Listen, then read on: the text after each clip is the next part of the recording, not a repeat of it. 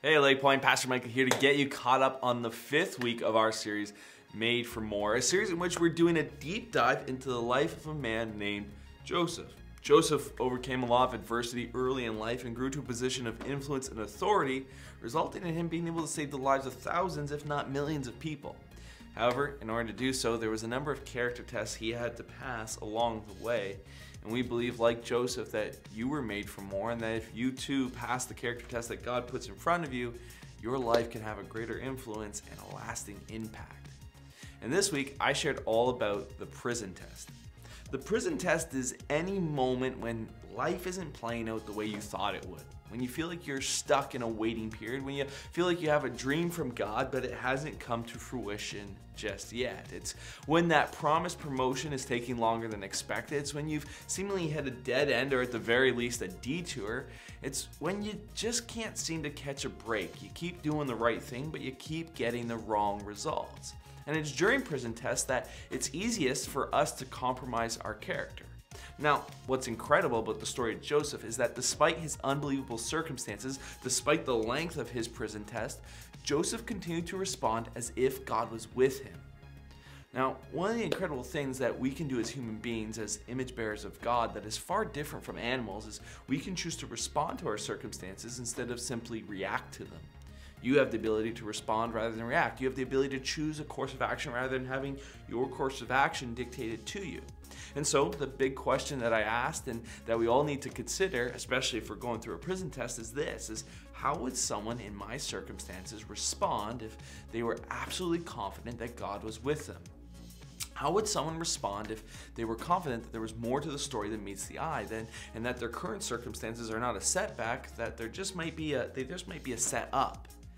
Even if that setup is for a dream very different than the one you once had for yourself. Now, when it comes to Joseph, at this point in the story, he's been wrongly accused of trying to rape his master's wife, and so Potiphar throws him in prison. And starting in the latter half of Genesis 39, verse 20, this is what we read. It says, "But while Joseph was there in the prison, the Lord was with him." Think about that. While he was being punished for something he didn't do because he wouldn't do it, the Lord was with him. While he's being treated unjustly, while he's being treated unfairly, we're told that God is still with him. Verse 21 continues saying, God showed him kindness and granted him favor in the eyes of the prison warden. And so the warden put Joseph in charge of all those held in the prison, and he was made responsible for all that was done there. And the warden paid no attention to anything under Joseph's care because the Lord was with Joseph and gave him success in whatever he did. Now, the word kindness is actually the same Hebrew word that is typically translated as loving kindness, and it's a covenant word. And it's the very same word that God uses to describe his character in Exodus 34, verses 6 and 7. And so one thing we need to appreciate is that God's character is consistent despite our circumstances. Which means your circumstances, your prison test, is not the barometer for God's goodness. God is good when life is going right, and God is still good when life is going wrong. Don't view God's character through your circumstances. View your circumstances through God's character. Now, back to the story. Months go by, years go by, there are no weekends off, there's no day passes for Joseph. And then suddenly, and seemingly totally unrelated, Pharaoh's baker and Pharaoh's cupbearer have a falling out with Pharaoh, and Pharaoh is just so angry with them that he puts them in prison, and he puts them in the same prison where Joseph is. And this is where the story actually has a strange twist. The captain of the guard who was assigned to running the prison assigned the cupbearer and the baker to Joseph's care. And after they had been there for some time, the cupbearer and the baker, they have disturbing dreams that coincidentally take place on the very same night. And so as Joseph is serving them breakfast the next morning, he notices that they look dejected, and he says to them, "Why do you look so sad?" To which, they could have responded, "Well, let's begin with the fact that we're stuck in prison, Joseph." But that's not actually what they say. When Joseph asks them why they're so downtrodden, both of them share that they've had these very disturbing nights where they've experienced these vivid dreams, and they can remember every detail about those dreams. They're convinced that the dreams mean something, but the problem is they have no idea how to interpret what they dreamt. And so Joseph responds with this. He says, "Do not interpretations belong to God? Tell me your dreams." which is one of the most important lines in this part of the story. Why? Because it shows that Joseph is still believing, he's still trusting, even in the midst of these crazy circumstances. He's continuing to respond rather than react. He's continuing to live as though God is with him, and he's continuing to view his situation as a setup, not a setback. And so Joseph agrees to take these dreams before God and gives the two men an interpretation. Now, the cupbearer, the wine taster, goes first and tells Joseph this elaborate dream about vines and branches and blossoms and grapes in Pharaoh's cup.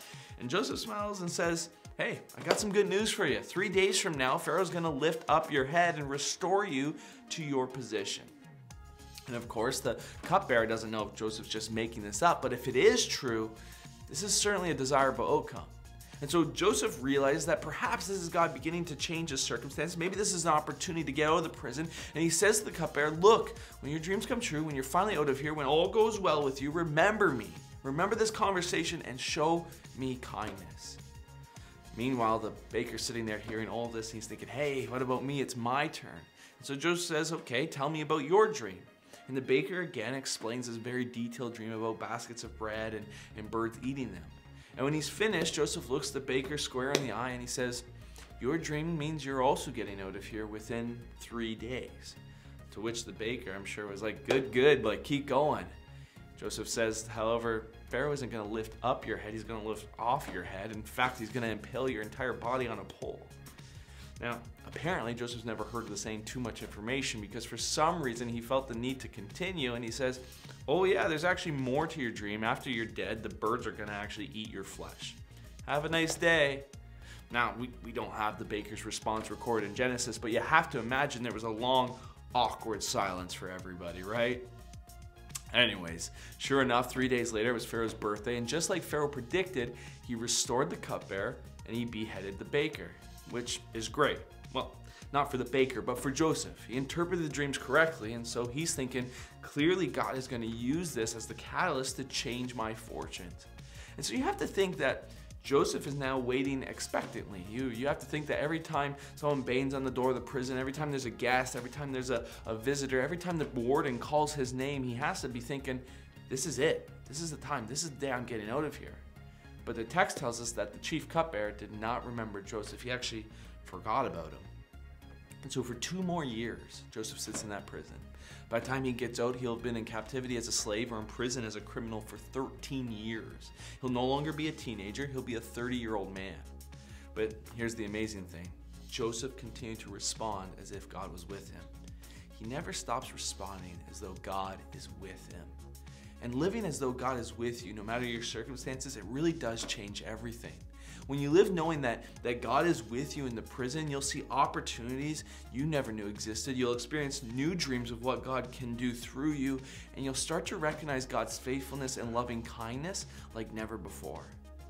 Now, with that in mind, I shared a couple of proverbs that serve as important reminders for those of us who are undergoing a prison test. And so the first one is this. Instead of asking why, try asking what.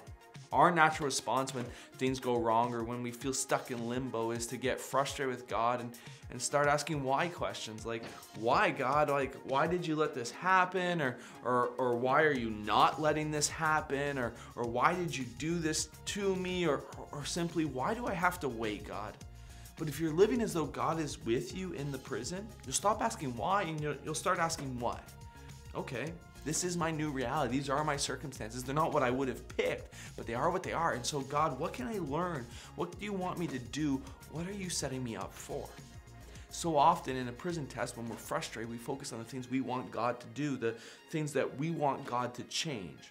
But what if, during your prison test, instead of focusing on what you want God to do, you start focusing on what God wants you to do? The second proverb to help you pass the prison test is this: never do the wrong thing to hurry up the right thing. And what I mean by that is don't compromise your character in an attempt to shorten your prison sentence. If you see a shortcut out of your situation, but it requires you to be dishonest or to steal or to manipulate or to abuse or to cheat or to do anything that Jesus would teach not to do, don't do it. Don't lie about a coworker to take the promotion. Don't gain wealth dishonestly to get out of debt. Don't be unfaithful in your marriage just because you hit a rough patch. Like Joseph, do the right thing and do it consistently. Even if the right thing keeps bringing the wrong results, keep doing the right thing. Don't allow your circumstances to compromise your character. Pass the prison test and respond to your circumstances as though God's with you, because He actually is. Well, friends, thank you for listening. Enjoy jumping into discussion questions. I'll see you next time, and remember, you were made for more.